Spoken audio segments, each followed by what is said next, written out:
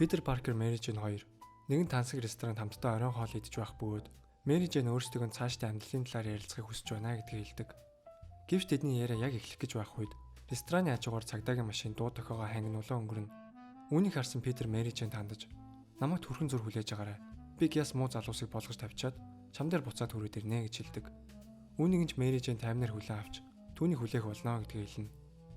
Ингэснээр Питер хүн алзахаа өмсгөлтэй хотын дундуур нисэн одно. Харин энэ бүхнийг нэгэн үл мэддэх хөгшин ир хүмүүсийн дунд ажиглаа зогсож байдаг. Энэ хөгшин ирийг Лео Зеленский гэх ба захиалгаар хувцс идэг маш чадварлаг ойдолч юм.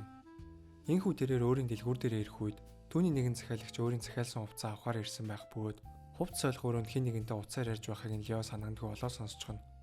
Түүний ярианаас тэрээр шагнал гардуулах ёслолтоор хэн нэгнийг алах гэж байгаа гэдгийг олж мэднэ. Энэ хүн бол хөлсний алуурчин Кишот байлаа. Лео энэ бүхнийг сонсоогүй дүр эсгэж түүний бэлэн болсон хувцсыг нь гаргаж өгөх ба Кишотд өөрийнх нь шинэ хувцас маш ихээр таалагдж байлаа. Оройн хоолн дээр Лео өөрийн ач хүүдээ өдөр болсон үйл явдлынхаа талаар хэлнэ. Үүнийг сонсон ач хүн өвөөгөө ямар нэгэн зүйл хийх хэрэгтэй хэмээн хэлэх боловч Лео үүнийг сайхан санаа гэж бодохгүй байлаа. Учир нь Лео захиалагчийнхаа нууцыг маш сайн хадгална гэж ам өгдөг бөгөөд захиалагч муу ч бай сайн хүн ч бай түүнийг нууцсан задрах юм бол тэдний цорын ганц бизнес нь сүрэх болно гэдгийг ойлгуулахыг хичээнэ. Дээрээс нь хамгийн чухал зүйл нь Кишот үүний талаар олж мэдээд бид нар дээр хурж ирвэл би чамайг түүнээс хамгаалж чадахгүй шүү дээ гэж хэлдэг. Гэвч түүний ач хүн өвөөдөө хандаж хэн нэгэнд муу зүйл тохиолдох гэж байхад үүнийг анзаараагүй мэт дуугаа өнгөрөх нь хамгийн өвчхөр зүйл гэж аав хэлдэг байсан шүү дээ хэмээн өгүүлнэ. Харин Лео аав чи юу гэж хэлдэг байсныг би санаж байна. Бас юу гэж хэлэх байсныг ч мэдж байна. Гэвч чухам ийм зүйлээс л болж аав чи энэ хорвоог орхисон шүү дээ. Бас би түүн чамайг харж ханднаа гэж амласан. Тэм учраас би чамайг ийм эрсдэлтэй зүйлд хутгахыг хүсэхгүй байна гэдгийг хэлдэг. Үүний дараа Лео унтахыг оролцсон ч ач хүүгийнх нь хэлсэн үг түүнийг шүнжин ойргоо ануулав. Тэм учраас тэрээр шүн гадагш гарч алхахаар шийднэ. Энэ үед барилгын дээврүүдээр дамжин явах Спайдермэнд ямар ч гэмт хэрэг олдсонгүй. Учир нь хотын шүн маш нам гүм тайван байлаа.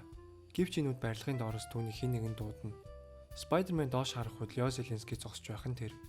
Юуны тулд өөрийн дуудсныг олж мэдхэр хөвшин ир дээр очих үед Лео маргааш болох шагнал гардуулах ёслол дээр хэн нэгэн алуулах гэж байна гэдгийг хэлдэг. Харин Спайдермэн түүнээс чи үүнийг яаж олж мэдсэн юм бэ хэмээн асуухад эхнээс нь ярих юм бол маш урт түүх болно. Тэм учраас хоёулаа нэг газар орж сууя. Гадаа сэрэх хүн байна. Чам нэг тийм тухтай ярилцах газар байна уу? Аалзны агуу ч юм уу? Эсвэл газар дор харш ч юм уу? Тэмхүү газар байгаа юу? Хэмээн сонирхсон байдлаар Лео асуув. Хариуд нь Спайдермэн би нэг айтайхан газар мэднэ гэж хэлээд Леог нэгэн жижиг хоолны газар дагуулж ирнэ.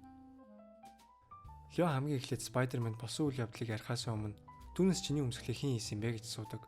Спайдермэнийг хариулахаас өмнө Лео түүнд хандаж чиний өмсгөл чамайг илэрхийлж чадж байгаа ч өмсгөлийн чанар талаас их муу болсон байна. Тиймээс чиний өмсгөлийг хэн хийсэн бэ хэмээн дахин асууна. Хариуд нь Спайдермэн дургуутсан байдалтай би өөрөө хийсэн юм аа гэж хэлнэ. Харин Лео үүнийг сонсоод харж гин үү? Энэ ч л чиний асуудал болоод байгаа юм. Хэрэг чи чанартай сайн өмсгөлтэй болохыг хүсэж байгаа бол мэргэжлийн өмдөнд хандах хэрэгтэй. Харин тэр хүн чинь би эмэл зүйл хийдэг хэмээн өөрийгөө танилцуулна. Лео Зеленский өмнө жирийнлийн хувцас идэг ойдолчин байсан боловч 6 жилийн өмнө нэгэн өдөр Fantastic Four-ын байн түүн дээр хувцас илэхээр орж иржээ. Чухам энэ үеэс л түүний амьдрал тэр чигтээ өөрчлөгдсөн юм. Бэнийг орж ирснээс хойш түүн дээр маш олон супер баатрууд хувцас илэхээр орж ирдэг болж гэвч түүний захиалагчид зөвхөн супер баатруудаар тогтоогүй бөгөөд хорон санаатнууд хүртэл түүн дээр өмсгөл илэхээр хурж ирдэг болсон байна. Харин захиалагчдын үсдэг ганц зүйл нь тэдний хувийн мэдээллийг хэнд ч хэлж болохгүй дорчдөг байв. Харин түүний шинхэн захиалагчдын нэг болох Кишот гэх залуу хувцас солих өрөөнд шагнал гардуулах ёслолтоор хэн нэгнийг алах талаар ярьж байсныг Спайдермэн хэлдэг. Мөн Леогийн тамаг зөв бол Кишотын алахыг хүсэж байгаа хүн дүүргийн өмгөөлөгч байх боломжтой гэдгийг ч мөн хэлнэ. Ингэснээр маргааш өглөө тэдний ярьсны дагуу дүүргийн өмгөөлөгч шагналаа гардуулахаар гарч ирнэ.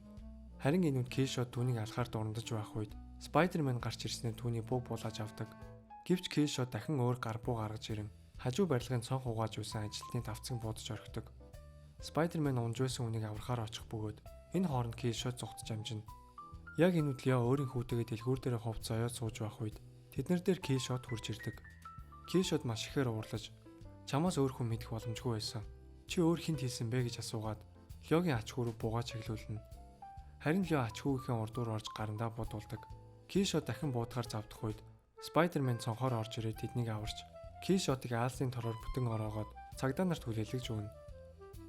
Үүний дараа Леогийн дэлгүүр дээр дүүргийн өмгөөлөгч цагдаа нартай хамт орж ирэх ба Лео болон Спайдермэнд өөрийнх нь амийг аварсанд баярлснаа илэрхийлдэг. Хүмүүс явсны дараа Леогийн ач хүү Спайдермэнд түүнийг ирэхээс өмнө Лео миний урд орж намайг аварсан гэдгийг хэлдэг.